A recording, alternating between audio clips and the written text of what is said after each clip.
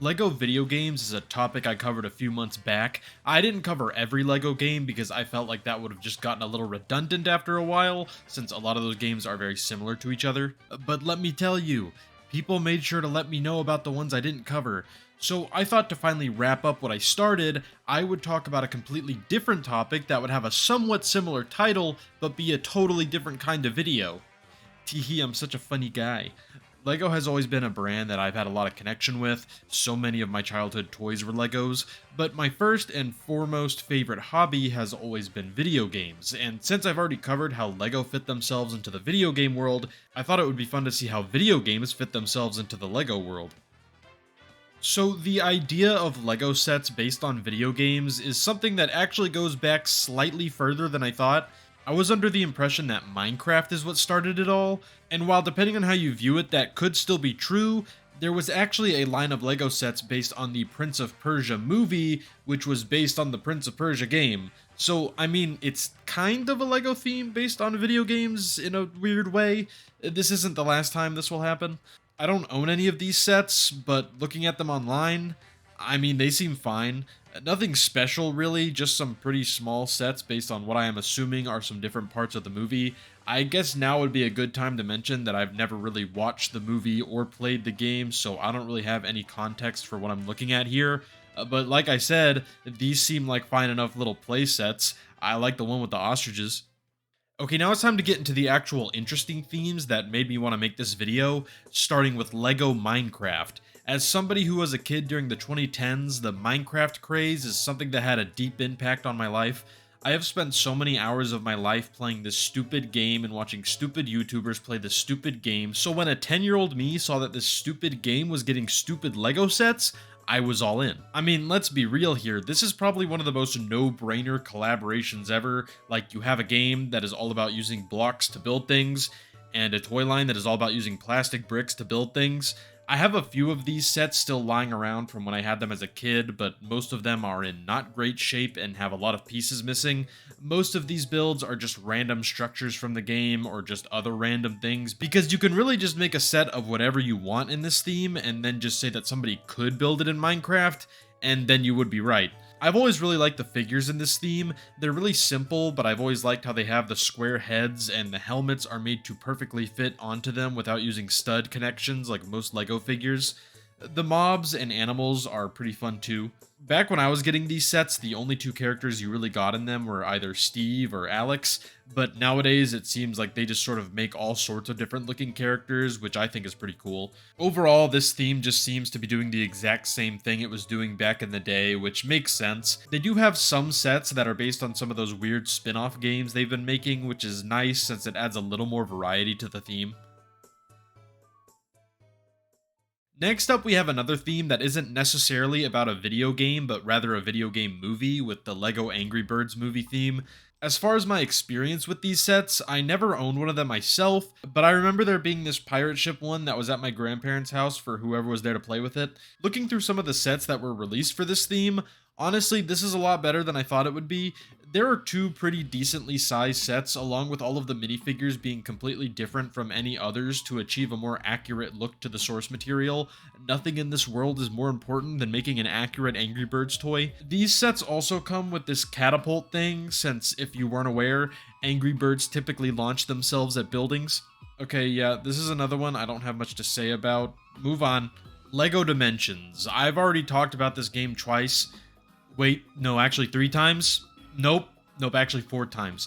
Now, since this isn't a video about video games, but rather a video about toys based on video games, you're probably wondering why I'm bringing up a video game.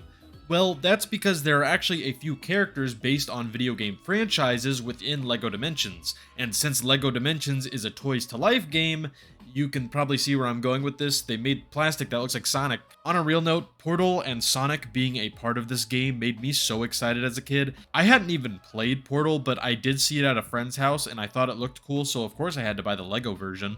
And then you get Sonic being put into the game, which made me excited beyond belief. Both of these characters got figures, some cool little side builds that act as useful vehicles/tools in the game, and entire levels based on their respective games, both of which being pretty lengthy. I talked about them more in depth in some older, crappier videos of mine if you want to check those out. Oh wait, There's actually one video game based character from this game that I don't have. It's Gamer Kid from Midway Arcade Games. There's not a whole lot that seems that interesting about this character since he was just made up for this game. It is cool that you can play some old arcade games in his level though. I feel like they could have come up with a better name than Gamer Kid though. At least give him a real name, like John. They also made Lego Overwatch sets at some point. I was going to do a bigger section on this, like the others, but I just can't really make myself care that much. Let's move on to Mario. One of the biggest LEGO partnerships to happen in recent years is LEGO and Nintendo. These are two companies that make things that I very much enjoy, so seeing them team up like this has admittedly been very fun. The first big line of Nintendo themed sets were pretty predictably themed around Mario, but they're also not really what you would expect them to be. Instead of having your typical minifigures that most LEGO sets come with, we instead have these brick-built versions of the enemies and other characters, which in my opinion do actually look pretty nice. But the real main attraction here is the main Mario figure, which is this weird device that interacts with the sets to make different sounds and start little mini-games you can play. I don't have any of these sets because while I do think that they are cool, I just don't really see myself using these at all. Nowadays, I sort of just prefer getting Legos that can be displayed and look nice on a shelf or something, and these sets don't really fit that billing super well, but luckily for me, they have made some Mario-themed sets that do fit in more with what I would want. One of the first ones I got was the giant Bowser, and man is this thing cool. It was a really interesting set to put together since it has a bunch of different parts that can move around and stuff like that, and it also just displays really nicely as well. The question block is another one I have, and while I do think it looks pretty nice on its own, even if it didn't have anything else going on, the little Mario 64 levels that are hidden inside of it are really cool and make the build and look of the set much more interesting. The final one I have is the LEGO NES, and out of these three, this one honestly is probably my favorite. They did a really good job of replicating the look of the system while also hiding fun little details that weren't needed at all, but make the set that much cooler. Then you have the little TV that comes with it that has Mario Bros on it, which both looks nice and has a really cool feature with the little hand crank that lets you make it look like someone's actually playing the game. My only problem with this set is that the little cartridge slot thing that pushes down stopped working pretty early on for me, but it's not a big deal since it's not like I'm moving this thing off the shelf that much anyway. There are some more sets like these that have come out recently, like the Piranha Plant and Super Mario World one, and those do look cool, but I don't have them, so I don't have much to say.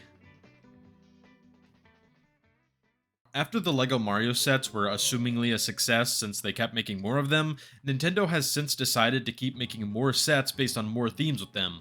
Animal Crossing is a pretty notable game series that got the LEGO treatment, and while I don't have any of these sets, they do look fun, especially for kids. The different builds all represent different buildings you would find in the game, which is pretty neat, and all the sets come with these really nice looking minifigures of the different Animal Crossing characters. They definitely hit a goldmine here as far as the minifigure selection goes. There are so many different villagers and NPCs, with most Animal Crossing fans having a favorite that they would probably buy a set for. I do think it would be cool to see some bigger sets, but also all of the buildings from the games are relatively small, so I kinda get it. I think a modular set based on the museum would be the most interesting to me, but whether they end up doing that or not, I have no clue. Probably not. But onto a set I do have, we have the Legend of Zelda Deku Tree. This is one of those 2-in-1 sets, with one of the builds being based on the Deku Tree from Ocarina of Time, and the other being based on the Deku Tree from Breath of the Wild. I went for the Breath of the Wild version when I built mine because in my opinion it just looks a lot better than the other one. I don't really have a ton to say about this set. I do like it and think it looks nice, as well as it coming with some really cool minifigures, but other than that, I just like it because it's a LEGO set based on a game I like. It's not hard to please me with these things. The main problem is probably the price, since it's around $300, and I have another set that was only about $50 more, and it seems like there would have been a bigger price gap between the two. But other than that, it is a very nice set, and I hope we see some more Zelda sets in the future.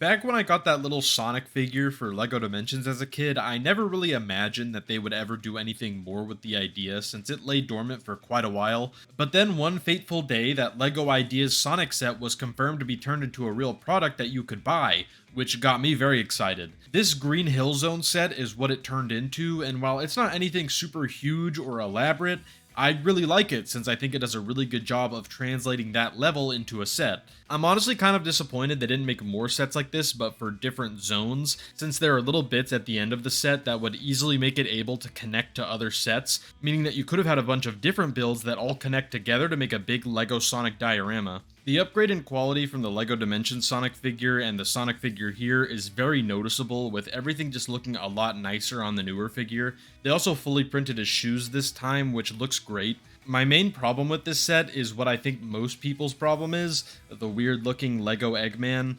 Yeah, I don't like it. A little while after this set, the Sonic theme would finally start getting some more sets that act as a more traditional LEGO theme, like the Minecraft sets. All of these sets look pretty nice, especially for kids, but there were a few that came out that caught my eye that I ended up getting, so those are the ones I'm going to talk about. I got this small Shadow set, not because I really loved any of the builds in it or anything, but I just wanted to have Shadow with his motorcycle, so it was worth it in my book.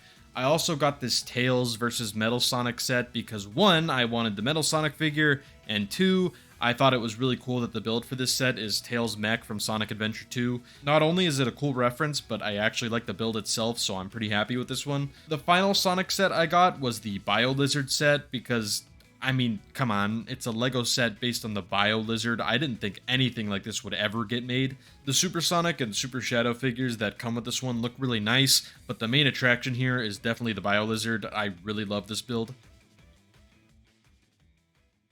Okay, so while I would just like to end it at LEGO Sonic, since I've pretty much already covered all of the themes I care about, we do actually have two more with LEGO Fortnite and Horizon. The first Horizon set actually came out a while back, but we are also getting one more based on the LEGO Horizon Adventures game at some point, so that's cool, I guess. LEGO Fortnite is a relatively new theme, and the llama and burger sets seem fine. The Banana Guy one and the Battle Bus admittedly look like really cool sets, though. The Battle Bus set especially interests me, and I don't really know why. I'm not really into Fortnite at all. The last time I played it was for a video, and then I deleted it immediately after, but that Battle Bus set just looks nice. Okay, that's all I got for this video. As time goes on, I'm getting worse and worse at these outros, so, bye.